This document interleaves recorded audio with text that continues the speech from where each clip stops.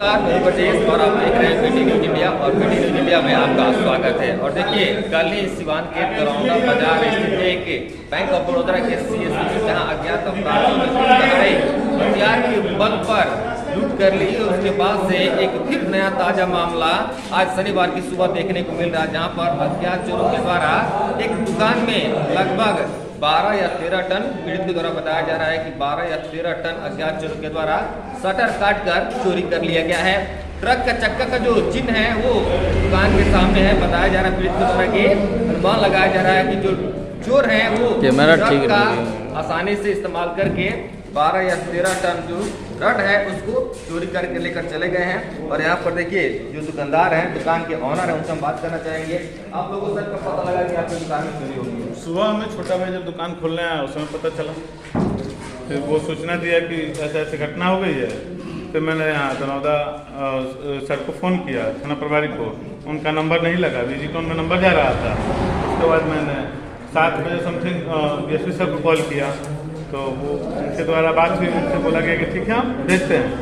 फिर 7:30 बजे के समथिंग फिर उनसे दोबारा मेरी बात हुई कि सर अभी तक कोई नहीं आया, तो वो बोले कि आपका नंबर दे दिया गया है थाने में, आपको कॉल करके वो लोग आपसे संपर्क कर लेंगे। लेकिन उसके बाद भी कोई ये नहीं हुआ।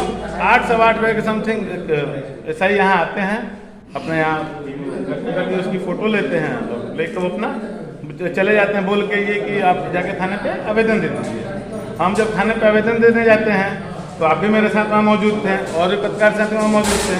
वो लोग जब जाते हैं तो वहाँ पे आप लोग के सामने था कि थाना बिल्कुल उदासीन था।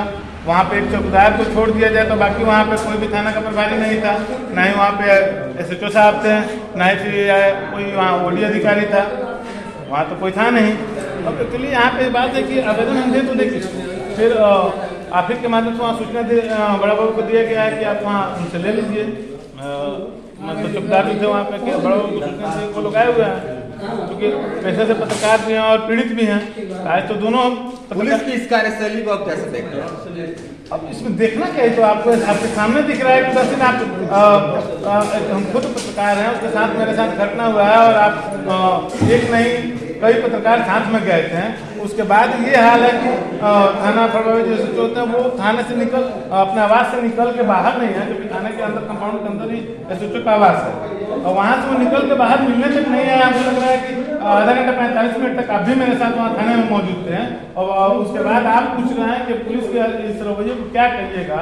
अब तो मेरे पास कोई शब्द नहीं है कि पुलिस को इसमें क्या करें। बिल्कुल, जिस तरह से आवेदन के लिए हम अब आवेदन हम दे देते किसको जो आए OD में कोई भी आपसे मिला? अब आप भी तो साथ में थे, वहाँ कौन था आप बताइए मुझे। मैं आपसे पूछना चाहता हूँ कि वहाँ पे आप किसको देखे, कौन सा अधिकारी आपके पास था, ऑन कैमरा आपने भी तो वहाँ का विजुअल्स उठाया ही है। वहाँ पे कितने लोग थे आप? लगभग कितने टन का यहाँ पर जो 15 टन का लमसम 300 बंडल।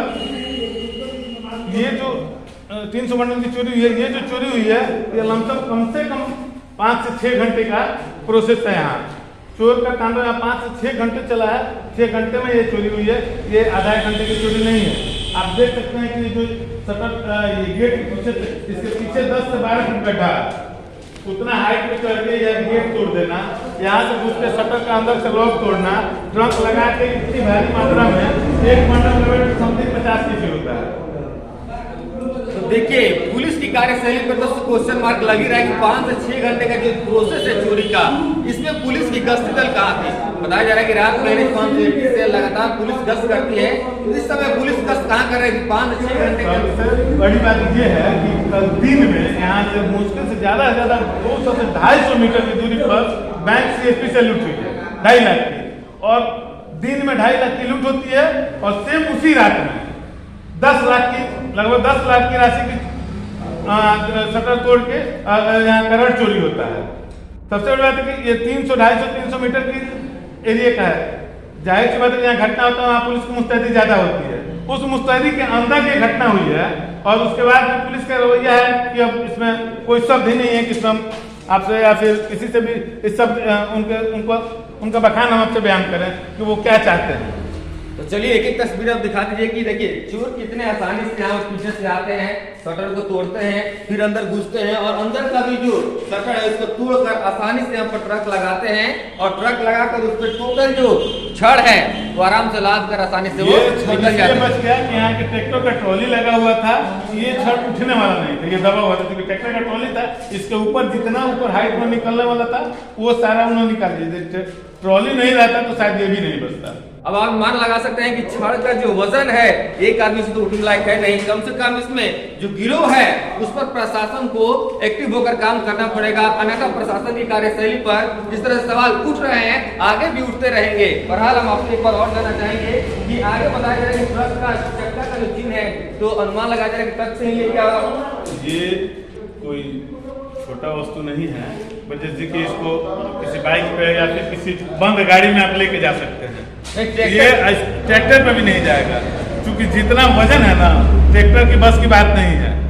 ट्रैक्टर पे आप ज्यादा से ज्यादा 4 टन 5 टन लाद सकते हैं, 15 टन ट्रैक्टर पे आप नहीं लाद सकते हैं। इसमें हम लोग का अनुमान है, जो अनुभव हम लोग का व्यवसाय का, कम से कम 10 चक्का ट्रक थी और वो अंदर रखा गया है। 6 चक्कर पे भी लद जाएगा लेकिन वो काफी हाइट उसका ऊंचा हो जाएगा और वो कहीं भी ये थाना MBI वाले उसको कहीं भी रोक सकते हैं। इस वजह से ये बड़ी गाड़ी का ही इस्तेमाल इसमें किया गया है। ये इतना एक सरिये की लंबाई होती है लगभग 40 फीट। अच्छा, हम इसका जो वजन और मूल्य की बात करें, अगर 15 टन अगर हम छड़ का मूल्य की बात करें तो लगभग कितने का मूल्य होगा? 10 लाख रुपए का। तो सोचिए लगभग 10 लाख रुपए की जो छड़ थी उसको चोरों के द्वारा चोरी कर लिया गया। पुलिस का इसमें एक भी भूमिका अभी तक नजर नहीं आ रहा है। पुलिस बोले कि लिखित आवेदन दीजिए, आवेदन देने जाने के बाद वहां पर पुलिस की OD ड्यूटी ऑन ड्यूटी जो अफसर रहते हैं वो भी वहां पर मौजूद नहीं है। अब आगे देखना पड़ेगा कि जिला प्रशासन इसमें सिवान के जो पुलिस कप्तान है अमितेश कुमार वो क्या इस बार कदम उठाते हैं। पर आप बने रहे मेरे साथ, देखते रहिए BT न्यूज़ इंडिया। सुबह में आया है दुकान खोलने के लिए, तो दुकान पे आया तो देखा कि शटर का ताला टूटा हुआ है गोदाम का उसके, तो फिर उसने फ़ोन से मुझे सूचना दिया और फिर हम लोग यहाँ थाना पे, हम एक्चुअली मैं पत्रकार भी हूँ और थाना पे मैं फ़ोन कर रहा था उनको, थाना प्रभारी को, तो उनका नंबर बिजी टोन में जा रहा था। लगभग मुझे लग रहा है कि मैंने 30 बार उनको कॉल किया है लेकिन एक बार भी कॉल उनका लगा नहीं है। फिर मैंने बड़े अधिकारी को DSP साहब को कॉल किया था, फिर उनका कॉल लगा, उन्होंने फ़ोन भी रिसीव किया, उनसे बात हुई, उनसे बात होने के बाद उन्होंने बोला कि ठीक है मैं भेज रहा हूँ।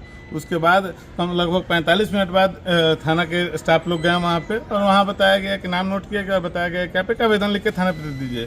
मुझे लग रहा है कि आप लोग साथी के साथ हम यहाँ पे लगभग 45 मिनट से आए हुए हैं, लेकिन अब देख सकते हैं ना OD में कोई है और ना यहाँ पर कोई अधिकारी है। यहाँ पूछने पर बताया गया कि यहाँ चौकीदार के द्वारा कि प्रभारी अभी सो रहे हैं, रात में छापेमारी करके आए हुए हैं, इस वजह से यहाँ कोई है नहीं और OD पर कोई किसी की ड्यूटी नहीं है। हम आवेदन दे तो दे किसको?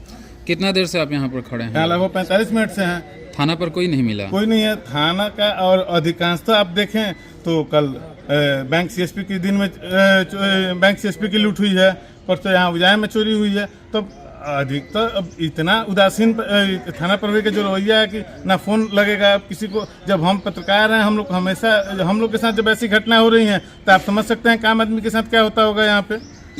जी, अपना नाम बताइए। विकास कुमार।